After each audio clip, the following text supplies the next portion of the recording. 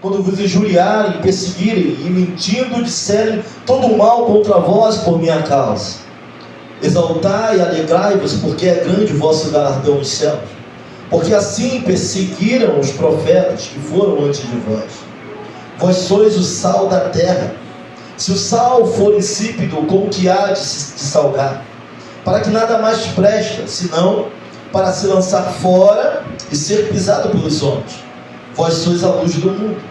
Não se pode esconder uma cidade edificada sobre um monte, nem se acende a candeia e se coloca debaixo do alqueire, mas no velador dá luz a todos que estão na casa. Assim resplandeça a vossa luz diante dos homens, para que vejam as vossas boas obras e glorifiquem o Pai que está no céu. Oremos ao Senhor. Pai querido, eterno Deus, mais uma vez nós levantamos nossas vozes a Ti, oração. Nós Te louvamos, Te glorificamos, Senhor, Te adoramos por tudo aquilo que o Senhor tem feito neste lugar. Mas agora nós vamos ouvir a Tua palavra, que é lâmpada para os nossos pés e a luz para os nossos caminhos. Pai, repreendemos toda ação contrária à Tua neste lugar, mas que nossas almas, nossos corações, assim como temos orado aqui, e assim como diz o salmista em Salmo 108, que está preparado está o meu coração, a Deus, que eu cantarei e salmodiarei com toda a minha alma. Que nossa mente, nosso coração, Senhor, possam estar alinhados à Tua vontade, e que o Senhor possa falar conosco, que não seja mais eu, mas que eu seja um instrumento, uma boca, Senhor, para que Tu venha falar ao Teu povo, e também a mim também. Assim eu oro, assim eu Te agradeço, por tudo aquilo que o Senhor já fez aqui, e por aquilo que ainda vai acontecer nesta noite. O nome que é sobre todo nome, nome poderoso de Jesus, aquele que crê, diga amém. Glória a Deus. Podem sentar, irmão de Jesus. Eu falei para os irmãos que esse é o sermão mais famoso, e para o povo de Deus é de uma importância muito grande esse sermão. Fala assim, mas pastor, por que esse sermão é tão importante? Ele subiu no monte e ali ele começou a ensinar. Eu não posso falar para os irmãos que Jesus só ensinou, demonstrou outras coisas também. Mas se formos olhar o ministério de Jesus Cristo, a grande parte do seu ministério, ele vai dedicar sim ao ensino. Ele vai ver a multidão aperta, ele sobe ao monte, no monte ele começa a falar sobre as bem-aventuranças. Jesus Cristo ele não veio só fazer cumprir a lei, também veio fazer cumprir a lei, também veio atualizar, também veio falar de vida eterna. Mas Jesus veio trazer um novo mandamento. A responsabilidade de Jesus era tão grande que ele não só veio fazer cumprir, mas trazer um novo mandamento. Jesus veio trazer uma nova aliança, e nós vamos entender que uma aliança até superior à antiga aliança. É a aliança que ele veio trazer, é a aliança que Jesus veio fazer. Meus irmãos, o Sermão do Monte não é Lucas falando, não é Paulo escrevendo as igrejas que foram abertas, é o próprio Cristo, é o Verbo vivo, que está dando instrução para os seus discípulos. Ele está falando para os discípulos daquela época, ele está falando para os discípulos que viriam vir, que iriam também, que chegariam após ele está falando para a nossa geração de discípulos. Então olha para alguém que está do seu lado e fala assim, o Sermão do Monte é para você. Pastor, o que ele está instituindo no Sermão do Monte? As leis acerca do rei. Ele está colocando no Sermão do Monte o perfil do homem, o perfil da mulher que vai morar com ele eternamente. No Sermão do Monte ele está explicando, ele está dando a responsabilidade, está dizendo assim, se fizer isso vai acontecer isso. Ele está dando as normas, ele está dando o meio, ele está falando para todos os discípulos aquilo que eles precisam viver. Não tem como dizer sou um cidadão dos céus sem entender as normas desse reino. Eis que é chegado o reino de Deus. O reino de Deus é o inverso do que nós vemos na terra. Para Deus mais é menos, menos é mais. Para Ele o humilde vai ser exaltado, aqui o humilde ele é pisado. Para Ele o menor é o maior. Para Ele perder é ganhar, ganhar é perder. E aquele que quer ganhar a vida tem que perder a sua própria vida. O reino de Deus é o inverso a tudo aquilo que estamos vendo hoje. E ele no meio do Sermão do Monte, Ele vai falar as normas. Ele vai falar as regras. Quando eu olho um perfil de alguém, eu vou entender um pouco do que a pessoa é. Ela vai colocar assim, eu sou casado, estudei na escola, Murilo Braga, morei em tal lugar, vai falar do gosto. O Sermão do Monte vai falar o perfil do adorador. Vai falar qual é o perfil daquele que serve a Deus, daquele que glorifica o nome do Senhor, o perfil dos cidadãos que morarão com Ele na eternidade. Olha para alguém e fala assim, tu entende, meu irmão, a importância disso? Fala. Vamos entender. Tem um perfil. Tem perfil, pastor? Tem perfil, irmãos. Tem perfil. E ele vai dizer mais ainda, vai dizer que o quê? Vós sois o sal da terra. O artigo definido não está dizendo vocês um dos sais. Vocês são alguns, não, vocês são o sal. Sabe, o artigo definido ele vai usar também para falar, eu sou a verdade. Deus não é várias verdades. Ah, pastor, toda a verdade leva a Deus. Não leva, não. Ele vai falar, eu sou a única. A única, eu sou o caminho. Ele é o único caminho que leva até o céu. Não tem outro. O artigo definido é claro, ele vai definir. É um caminho específico. É o único que leva. Ele vai dizer, não vai dizer o cristão, vós sois um dos sais da terra. Vós sois uma das luzes. Ele vai dizer vocês são o único, o sal. Olha a responsabilidade do perfil de quem vai morar nos céus. Pastor, mas eu não queria ser visto. Eu queria ficar no meu canto, mas você é sal da terra. Se é cidadão do reino, tem que entender que é sal da terra. Eu não queria ser visto, eu queria passar despercebido. Por que isso acontece comigo? Olha para alguém e fala assim, porque tu é sal da terra. É o sal. O sal. O único que salva.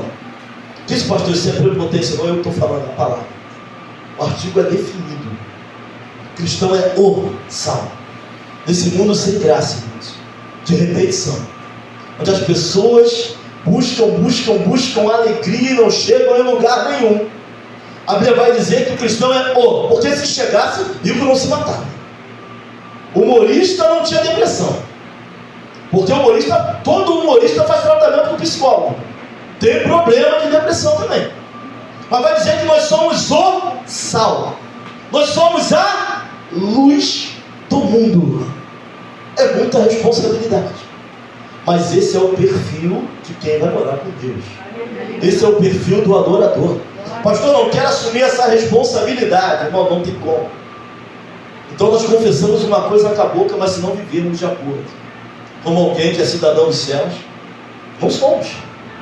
Uma coisa é falar que é, outra coisa é viver como se fosse. A luz que brilha em nós não vem de nós. Nós andamos com a verdade, mas não somos donos da verdade. Pelo contrário.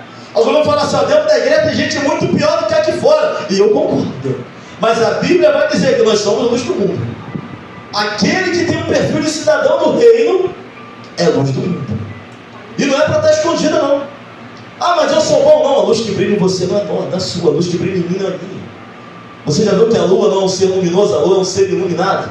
A luz que reflete da lua vem do próprio sol que bate nela. Sabe, quem nos faz brilhar, quem brilha em nós é Cristo. Não há brilho próprio em nós. Nós somos vasos de barro. Nós somos pecadores, irmãos. Mas esse Deus tremendo e maravilhoso é que traz essa luz para a nossa vida. Mas a responsabilidade de quem vai morar nos céus é entender que é sal da terra, querendo ou não. Quero ficar no meu canto, mas tu é sal. E sal foi feito para quê? Para salgar. Se não salga mais, não serve. Se não salga mais, não é cidadão. Se não salga mais, não faz parte do discípulo de Cristo. Porque quem é discípulo salga. Você já viu promoção de sal? Você já viu sal numa prateleira bonita? Você já viu sal numa prateleira de destaque? Tu já viu sal num lugar bonito onde chama a atenção? Mas come comida sem sal para ver se é bom? Não espera lugar de destaque. Não espera lugar onde você vai sobressair. Não espera palavras e batidas nas tuas costas, porque não vai ter. Mas a questão é que comida sem sal tu até come, mas é ruim. Quem dá o tempero, ele vai dizer, vós sois a luz do mundo. Isso me assusta. Quando eu paro para ler isso e entendo a responsabilidade que está sobre nós de sermos luz do mundo. E não adianta querer acender, esconder, mas não adianta querer se esconder. Ah, pastor, tanta coisa acontece comigo, pastor. Eu estou passando, e se souber que você é cristão, vão te parar para orar. Não adianta, pode falar, não gosto de crente, mas quando o negócio está ruim, chama o irmão para orar, onde quer que você vá. Não tem jeito. E a Bíblia é verdade. Ele vai dizer que, de acordo com as bem-aventuranças, e ser um bem-aventurado, Macários, é alguém que tem plena satisfação, alguém que é feliz. Vou colocar mais simples, Macários no grego, plena satisfação, alguém que é feliz. Ele vai estar dizendo aqui como fazer, o que vai ganhar, se submetendo à sua palavra. Ele vai dizer, bem-aventurados os pobres, porque deles é o que? O reino de Deus. Se formos entrar aqui, para ver de que pobre ele está falando, a gente vai levar um tempão aqui. Vou deixar para o discipulado. Bem-aventurados que choram pelos seus pecados e também pelos pecados dos outros. Os que choram pelas almas perdidas. Os que não choram só pelo seu umbigo, mas choram por aquele que está sofrendo. É desses que choram que ele está dizendo. Bem-aventurados que choram, porque serão com quem chora por alguém, vai ser consolado por ele. Quem chora por outras vidas, por outras pessoas, quem sofre por outros, quem perde tempo orando por outro, ou ganha tempo orando por outro, vai ser consolado pelo próprio Deus. Nós vamos provar alguma coisa nessa terra, mas esse consolo aqui fala de um mundo vindouro, fala de algo que nós vamos ainda tomar posse, e temos atenção, esse chegar do reino de Deus, do já e o ainda não, porque não é chegado por completo, porque nem toda a obra ainda foi concluída. Então tem coisas que nós vamos experimentar aqui na terra, outras não. E ele vai continuar falando no DNA, continuar falando como cidadão dos céus que nós temos que ter e fazer. Bem-aventurados mansos herdarão a terra. Não é só aquele que evita problema na vida dos outros, mas aquele que traz a paz de Deus dentro dele. Você já imaginou uma pessoa que só vive atribulada, tudo se aborrece? Como é que vive, irmão? Se aborrece com tudo, tem pouca paz. Bem-aventurados mansos, sabe, os equilibrados, pacificadores, aqueles que trazem a presença dentro dele. Sabe, quer ser um cidadão do reino? É isso que nós temos que ter, para herdar, para estarmos. Bem-aventurados que têm fome e sede de justiça. Maranata, ora vem, Senhor Jesus. Os que oram pela injustiça e pedem a Deus, Senhor, se manifesta. O que é ter sede? Ele mata a nossa fome e a gente continua, sabe, querendo provar mais e mais da justiça de Deus, das coisas de Deus para a nossa vida. E vai falar o quê? Porque serão fartos. Bem-aventurados misericordiosos, porque alcançarão misericórdia. Sabe o que é misericordioso? Não é tu não chutar cachorro morto. Já deu ruim, vai lá e dá chuta ainda, o irmão já está todo quebrado. Não tem mais para onde ir, agora é só dar a mão e tentar o quê? Levantar. Dá a mão. Sabe, não tenho nada, mas o que eu tenho não tem ouro nem prata, mas o que eu tenho eu te dou, levanta e anda. Estende as mãos e ajuda quem nunca conseguiu levantar a levantar. O que ele está dizendo aqui é que esses são bem-aventurados, aqueles que ajudam, não só batem, não só destroem, mas que ajudam, que levantam. Bem-aventurados limpos de coração, irmãos, é quem não tem maledicência, olhar maldoso, palavra maldosa, joga um negócio no ar para arrebentar tudo. Sabe, quem corre disso é um bem-aventurado. Vai encontrar satisfação plena. É só onde que a gente vai encontrar satisfação? Naquilo que ainda virá no mundo e que ainda virá em Cristo. É um bem-aventurado. E hoje nós vivemos um mundo de maledicência. A gente sempre deixa uma letra, sabe, a palavra é uma bênção e de repente do nada, mas fulano de tal que tinha que estar aqui para ouvir. A gente solta um negócio. Bem-aventurado é aqueles limpos de coração, irmão, que não anda por aí na hora do almoço falando mal do irmão, falando mal de ministério dentro da casa, na cozinha, na pia. Mas o pastor isso, o pastor não. Bem-aventurado é aquele que ora, que antes de falar vai orar, vai buscar a presença, vai buscar a direção, que não perde tempo em fofoca, em rolo de vizinho. É um bem-aventurado, limpo de coração, sem maledicência. Bem-aventurados pacificadores. Ele vai dizer, porque serão chamados de filhos de Deus. Tem uma consequência de se render em obedecer. Bem-aventurados que sofrem perseguição por causa da justiça, Olha, estão me perseguindo no trabalho porque eu sou cristão. Estão me perseguindo onde eu estou bem. Tu é um bem-aventurado, meu irmão. Glória a Deus, aleluia. Está dando fruto na direção certa. Só tacam pedra em árvore que dá fruto. Eu sei que ser perseguido não é bom.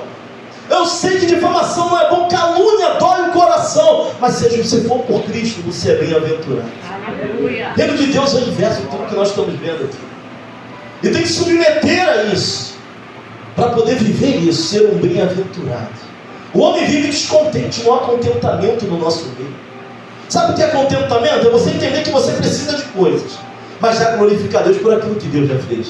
É você brigar para ter algo, mas já está dando glória a Deus por aquilo que Deus fez na tua vida até aqui. Contentamento, bem-aventurado. Isso aqui faz parte do perfil do cidadão que vai morar nos céus. Fala para nós nos alegrarmos. Quem está falando isso, pastor? Não é Paulo, não é Lucas, é a própria palavra. Carta aos Hebreus, irmãos, vai falar da supremacia de Cristo. O que é a supremacia? Irmão, ele está acima de todos. Ele está acima de tudo. Ele é o alfa, ele é o ômega, ele é o início, o fim de todas. Ele é a supremacia. Está acima de tudo. Capítulo 1 e 2 vai dizer que ele é superior aos anjos. Certa feita, numa igreja, cantaram um louvor. Tem anjo voando aqui nesse lugar. E você rodou lá. Daqui a pouco, aplauda Jesus. Os anjos estão mais famosos que Jesus nessa congregação. Ele é superior aos anjos, irmãos. Nada contra existe um ministério. Nós vamos olhar para a Bíblia e vamos ver que anjos são conservos, que anjos vieram para servir a Jesus, que anjos chegaram até Daniel para trazer resposta, que houve guerra no mundo espiritual, mas a gente está muito mais preocupado com algumas aparições do que em servir ao próprio Cristo. Ele é superior aos anjos. Hebreus capítulo 1, capítulo 2, irmãos. Nada se compara a Ele. Ele é a estrela da manhã. Nada se compara. Bom, Jesus não enxerga nada. Ele é o alfa, ele é superior aos anjos, ele é superior a tudo.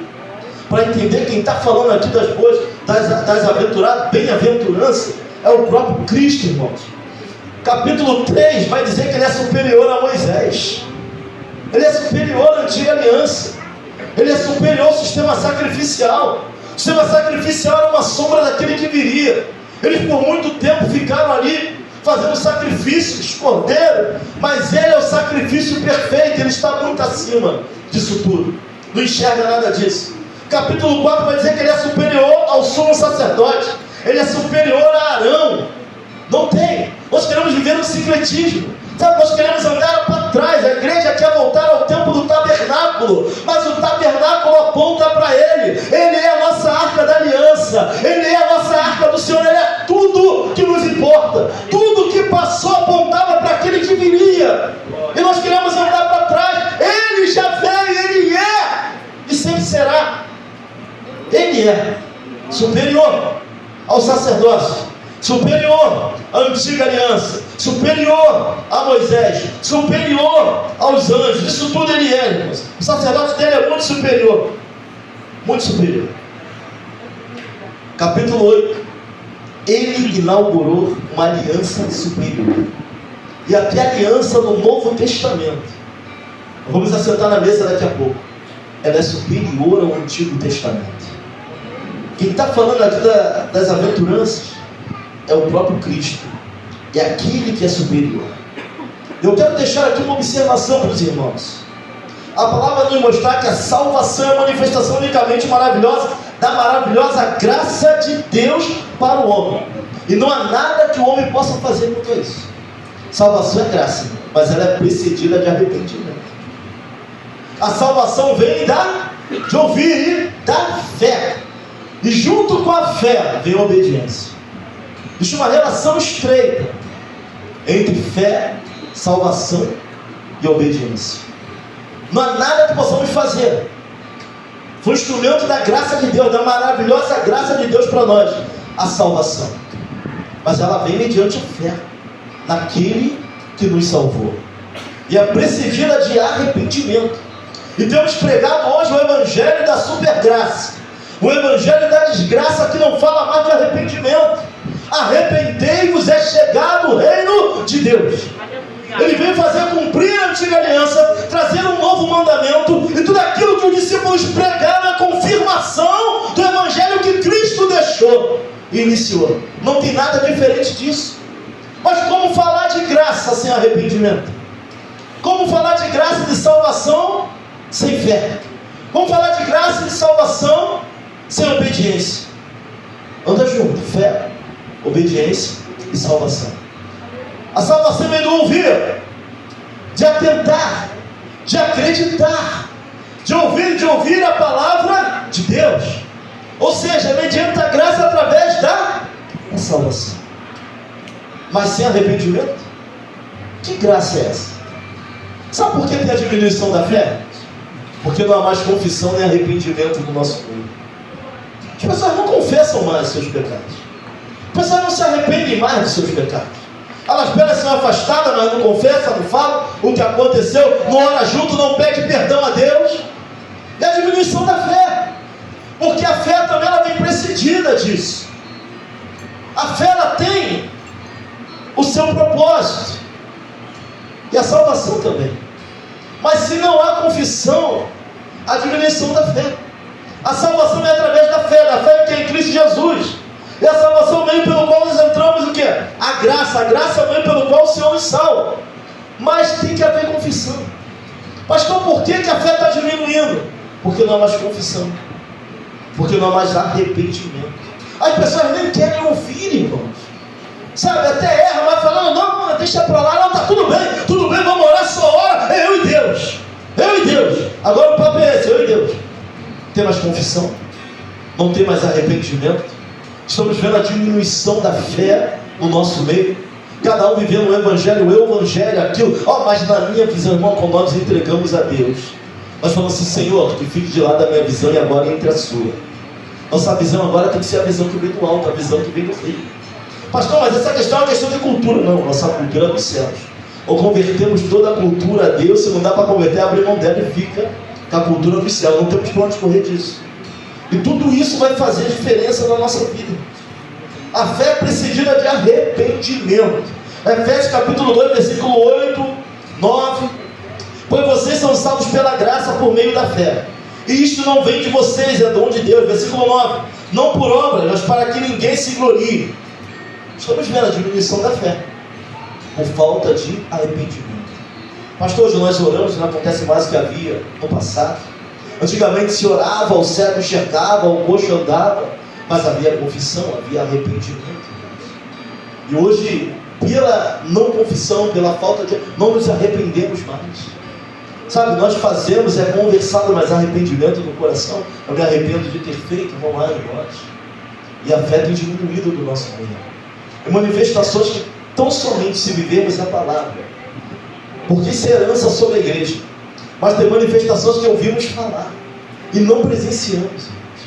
Mas se tão somente vivemos a palavra, se tão somente nos submetemos ao seu senhorio, e vamos falar da relação de salvação e obediência, todas essas manifestações voltarão a acontecer no meio da igreja.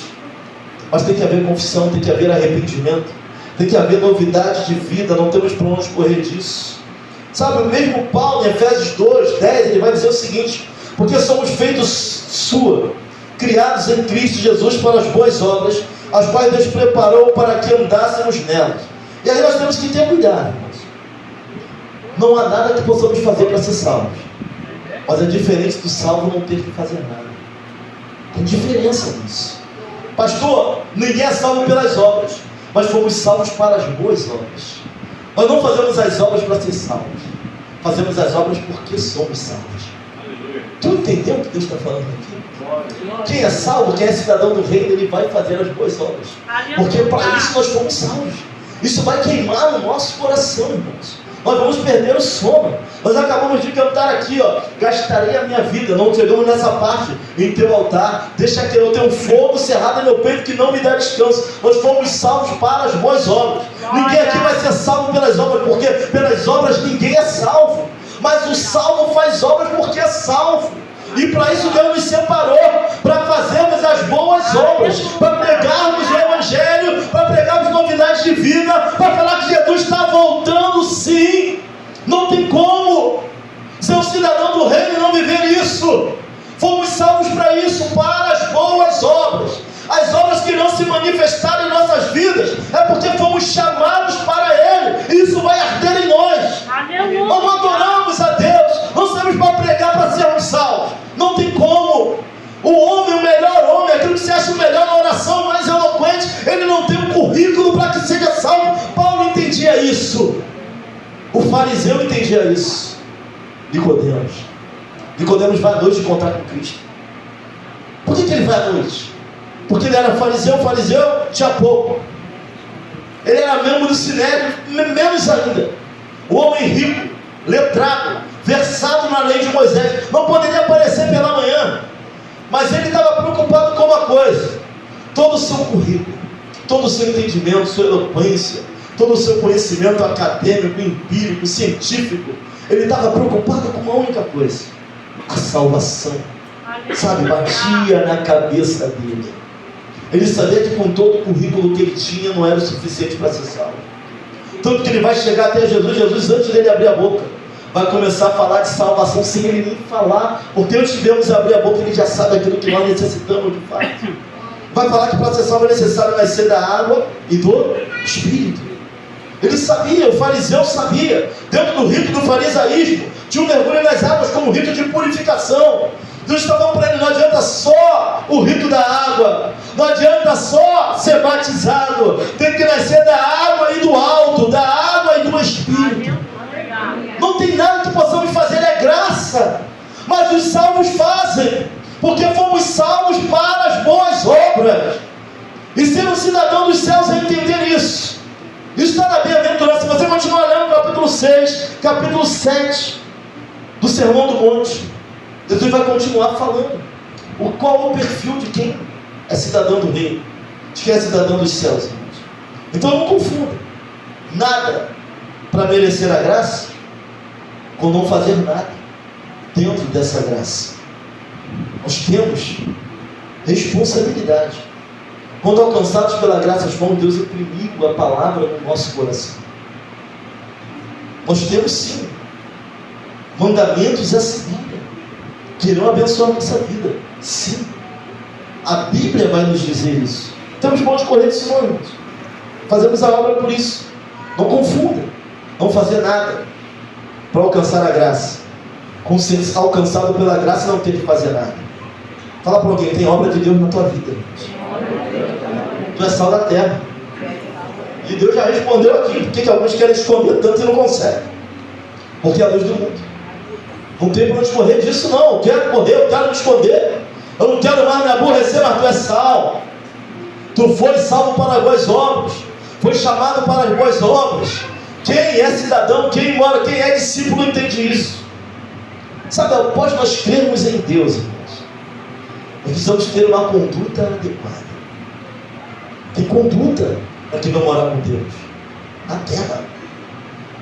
Tem conduta. Estamos vendo um evangelho esquisito, um evangelho misturado demais, irmãos. E quem muita se mistura perde identidade. Pastor, eu me misturo para pregar, aí outra coisa. Tem um propósito, tem uma missão, aí outra coisa.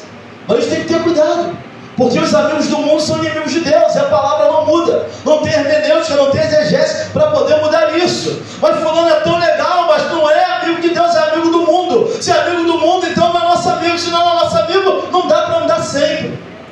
Não dá. São decisões que nós temos que tomar. Sabe, um certo servo chegou ao pastor e falou: pastor, eu quero largar tudo. E o pastor virou para ele essa semana, presbítero, dirigente, vou para ele: meu irmão, tu quer largar tudo, sabe por quê? Tu nunca levou Deus a sério. E se para você, se quiser continuar, tem que agir como alguém que é cidadão do reino. Leva Deus a sério, que tu vai ter propósito na obra. Mas como não leva, anda arrastando o pé, anda de qualquer maneira, não anda conforme alguém que conhece. Intimidade vem de conhecer a sua palavra. Intimidade vem de fazer, a cumprir, fazer a sua vontade. Não tem intimidade sem conhecer ao Senhor. Não tem intimidade sem fazer a vontade do Senhor. Certa feita falou para ele: tu não é filho de Maria, de José, teu irmão é Tiago, meu pai, minha mãe, meu irmão, aquele que faz a vontade do meu pai. Intimidade com ele é aquele que escuta a sua voz. Intimidade com ele é aquele que vive os seus fundamentos. Sabe, não tem jeito. Até os dois alicerces. que a gente prega tanto em Lucas 6,46, que ele vai dizer que o homem que ouve a sua palavra, até isso, irmãos, vem, está ali no sermão.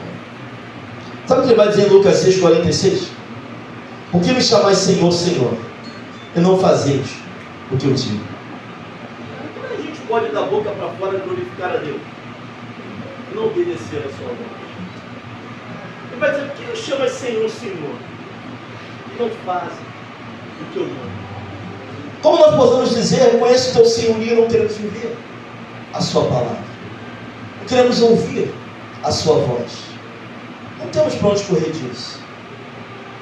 Versículo Lucas 6, 46, 49, qualquer que venha a mim e ouve as minhas palavras, e as observa, eu vos mostrarei a quem é semelhante. A gente prega muito sobre isso, os dois alicerces. A gente prega muito sobre isso. Que fala que aquele que ouve a palavra e a pratica e a cumpre é como o homem que faz a casa sobre o quê? Sobre a rocha. Mas aquele que ouve e não cumpre é como o homem que faz a casa sobre a areia. Vamos ver que as dificuldades são as mesmas. O vento é o mesmo, a chuva é a mesma, a água que bate com ímpeto é a mesma, a aflição, as dificuldades vão vir sobre todos. Mas aquele que ouve, cumpre e pratica, está alicerçado na rocha que é Cristo. Aquele que só ouve, não atende, não cumpre, não pratica, já está com prazo de validade para cair. Vai soprar o vento que vai levar as águas e vai bater. E as águas baterão. O mundo já no maligno e a tendência é piorar. Não estamos mais vivendo uma geração de mais ou menos. Ou estamos com Cristo ou não estamos. Os mais ou menos não permanecerão. Pastor, o senhor que está falando uma palavra vai dizer isso. Não permanecerão. Não dá para ser mais ou menos, irmão. Ou vamos viver como alguém que serve a Deus, ou vamos sair da presença de Deus. É só tempo. A Bíblia vai dizer mais. Aquele que ouve a Deus e não pratica as suas palavras está se enganando a si mesmo.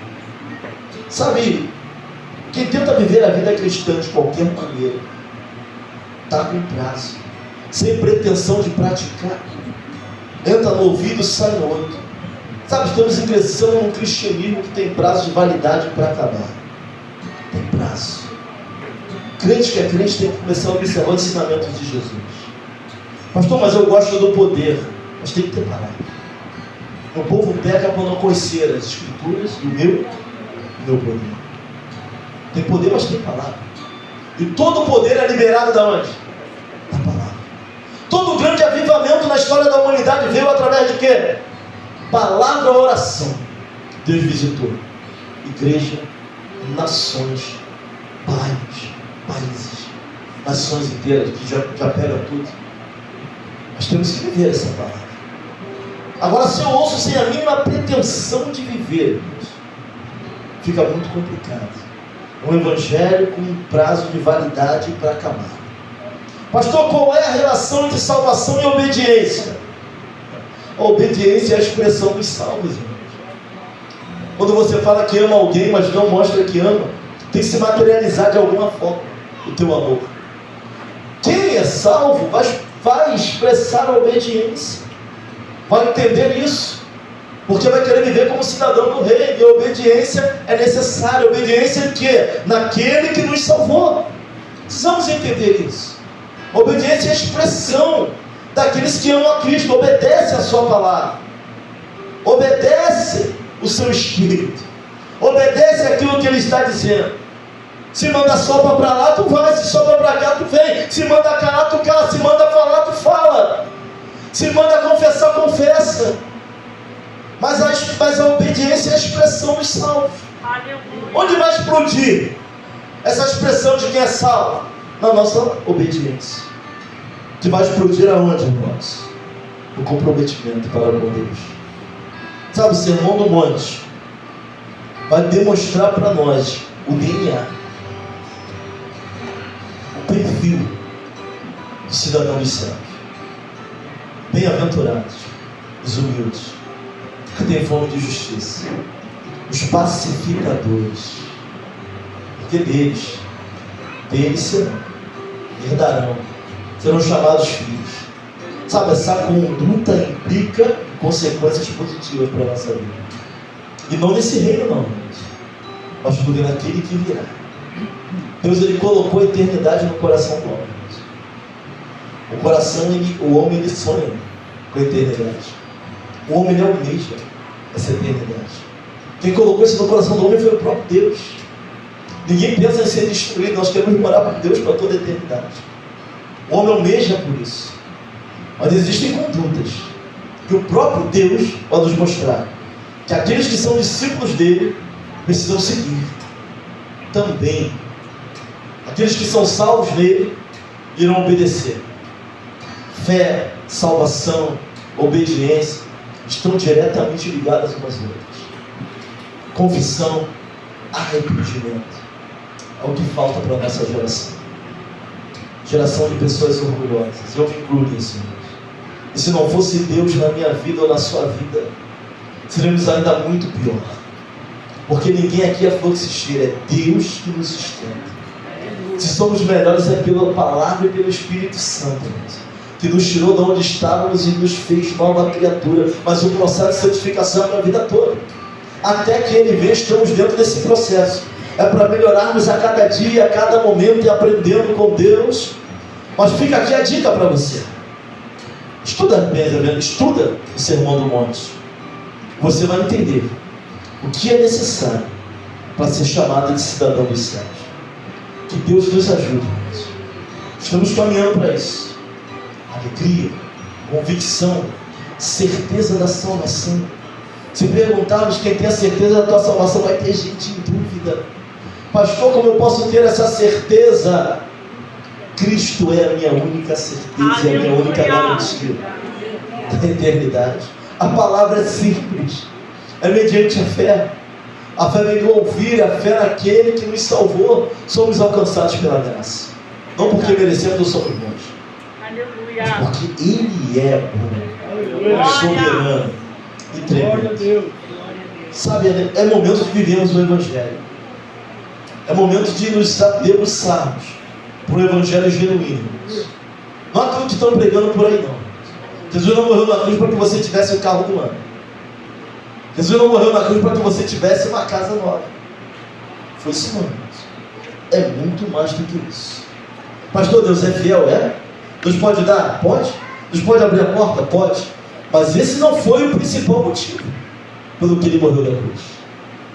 Para que tivéssemos vida e vida em abundância. E aquilo que Deus tem para nós, irmãos, não olhos viram, nem ouvidos ouviram. A herança é embaçada. Nós somos herdeiros que enxergam a herança de forma embaçada. Bíblia diz que nós somos co-herdeiros com Cristo. O mesmo Espírito que ressuscitou Jesus está sobre essa igreja e sobre todas as igrejas da terra.